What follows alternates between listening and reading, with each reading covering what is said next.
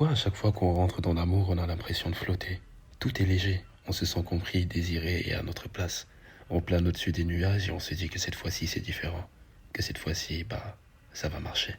Et pourtant, pourquoi presque à chaque fois on finit toujours par tomber? Pourquoi le cœur devient lourd? Pourquoi les silences remplacent les mots et pourquoi on commence à douter, à se renfermer, à souffrir? Qu'on soit un homme ou une femme, qu'on assume ou qu'on le cache derrière l'ego, on vit tous derrière les mêmes douleurs en amour.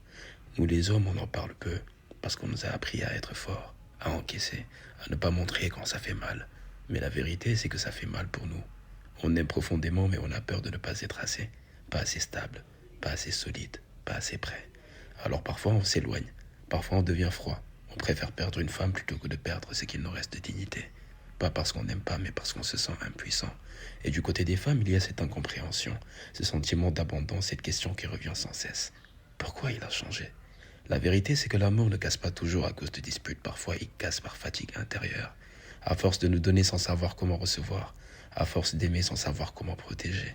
Alors oui, l'amour fait mal. Il nous élève puis il nous fait chuter. Encore et encore. Mais peut-être que si l'amour nous fait tomber aussi souvent, ce n'est pas pour nous détruire.